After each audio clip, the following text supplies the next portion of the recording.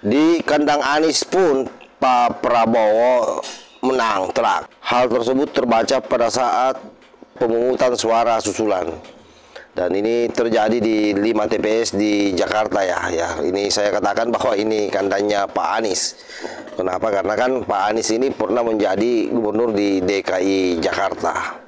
Selain itu, saya kira sebelumnya juga sudah dirilis banyak YouTuber bahwa di Sampang Madura, Prof Mahfud sendiri di sana sebagai calon wakil presiden dari Pak Ganjar Pranowo itu kalah daripada Pak Prabowo. Dan hal lain adalah di Yogyakarta, salah satu TPS yang PSU yang sebelum PSU itu dimenangkan oleh Pak Ganjar Mahfud, ternyata setelah PSU dimenangkan oleh Pak Prabowo. Artinya apa? Bahwa memang situasi hari ini tidak bisa dipungkiri kalau memang Pak Prabowo sangat disukai oleh rakyat. Dan ini bukan omong kosong karena dibuktikan dengan beberapa tempat yang sudah melakukan pemilihan ulang ataupun yang sudah melakukan pemungutan suara lanjutan atau PSL.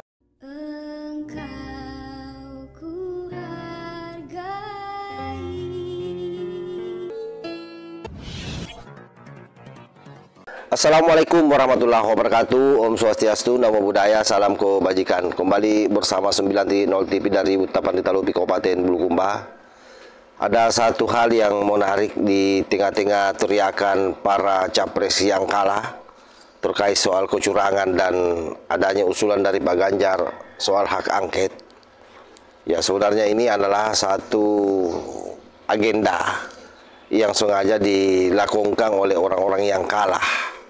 Karena fakta yang terjadi bahwa di beberapa tempat yang sudah melakukan PSU itu adalah pemungutan suara yang dilakukan kembali karena adanya permasalahan yang dinilai oleh Bawaslu penting untuk dilakukan pemilihan kembali seperti yang terjadi di Sampang Madura, yang kemudian ternyata dari hasil pemilihan itu justru memenangkan Pak Prabowo, padahal itu kan punya Pak Mahfud loh. Nah, selain itu ada juga di Yogyakarta, itu justru yang menang di sana juga Pak Prabowo, padahal sebelumnya yang menang itu adalah Pak Ganjar Pranowo dan Pak Mahfud. Itu sebelum PSU, tapi ternyata setelah diulang justru yang menang adalah beliau, Pak Prabowo. Nah, konteks itu pun terjadi di Jakarta yang merupakan kandang Pak Anies Baswedan. Ada 5 TPS yang pemungutan suara lanjutan itu terjadi di beberapa tempat ya.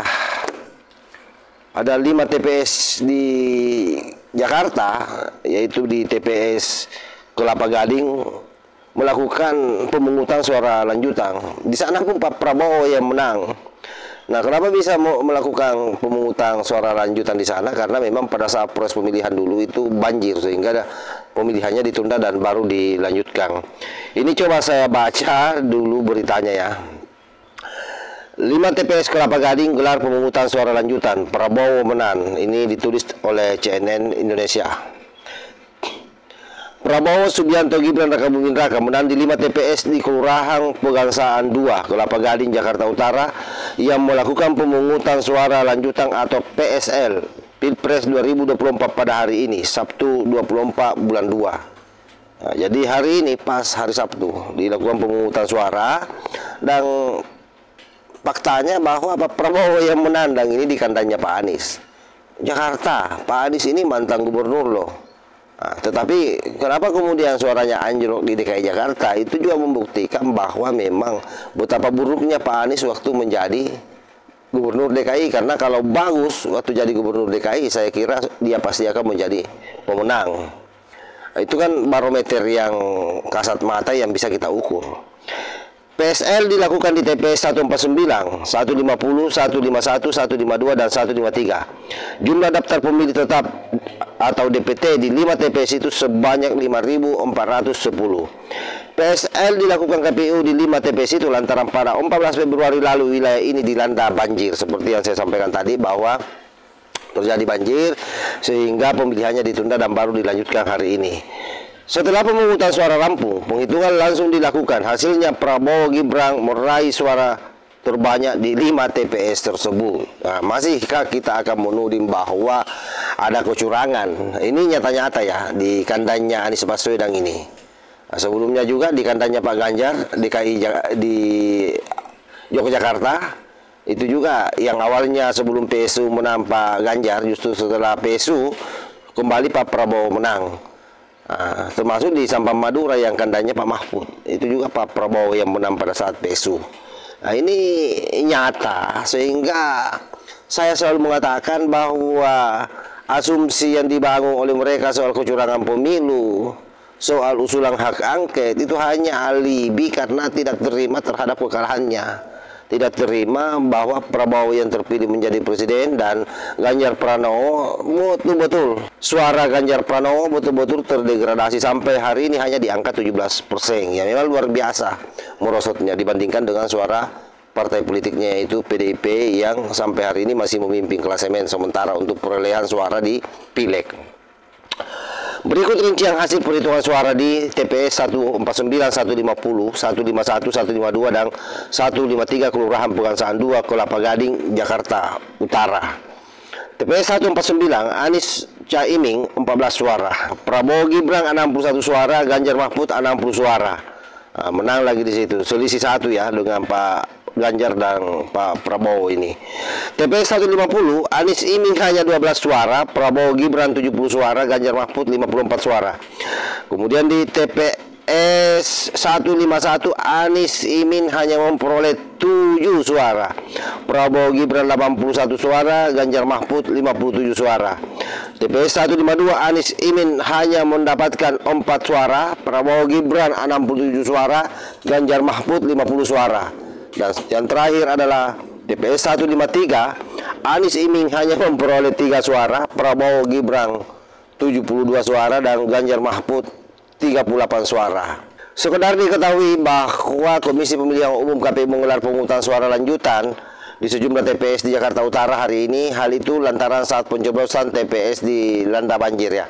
Ini saya informasikan, tambahkan informasi bahwa itu banjir pada saat tanggal 14, sehingga kemudian ditunda pemilihannya dan baru dilanjutkan hari ini. Jangan sampai lagi ada orang yang berpikir aneh-aneh soal kenapa ada istilah pemungutan suara lanjutan. Faktanya bahwa memang situasi hari ini, bagaimanapun juga dengan fakta-fakta real di lapangan, Pak Prabowo memang sekali lagi digandrungi oleh rakyat Indonesia. Di mana-mana menang ya. Jadi jangankan misalnya di kandangnya Pak Prabowo, di kandang lawannya saja dia menang telak. Seperti yang saya sampaikan di awal tadi bahwa di Sampang Madura, PSU di sana ya Pak Prabowo menang 124 suara. Yang saya juga bacakan tadi yang lanjutan itu nyata-nyata di kandangnya Anies Baswedan, itu pun Pak Prabowo yang menang. Kemudian sebelumnya juga yang di Jogja, Pak Prabowo juga yang menang. Padahal yang sebelumnya di situ Pak Ganjar yang menang dengan Pak Mahfud.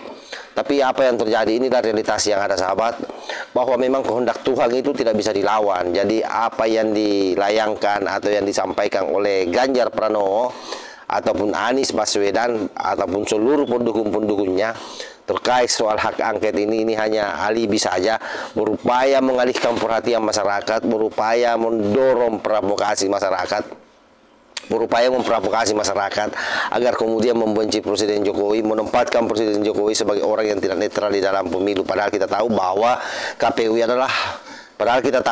KPU adalah lembaga independen yang tidak bisa diintervensi oleh siapapun.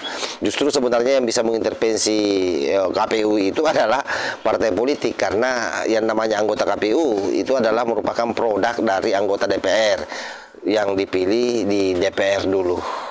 Dan itu sudah bukan rahasia umum, sampai di tingkat kabupaten, kota, itu rata-rata mereka adalah orang-orang yang berafiliasi dengan partai politik. Nah, kalau bicara partai politik, ya saya kira lengkaplah di sana. Anggota KPU ini isinya juga sebenarnya ini pelangi, warna-warni. Ya, saya kira begitu sahabat ya. Jadi kita harus percaya bahwa pemilu kali ini itu betul-betul berjalan baik, normal saja, biasa saja seperti pada pemilu-pemilu sebelumnya. Bahwa kemudian ada yang berteriak curang, ada yang mau mendorong hak angket, itu karena dia tidak terima kekalahannya. Itu simpelnya seperti itu. Jadi kalau saya sarankan Pak Ganjar, ya sadarlah, Anies Baswedan sadarlah bahwa memang kalian dalam kontestasi kali ini tidak atau belum disukai oleh rakyat. Lebih dominan orang mendukung Pak Prabowo, itu faktanya. Wallahul muwaffiq ila aqwamit thariq. Wassalamualaikum warahmatullahi wabarakatuh.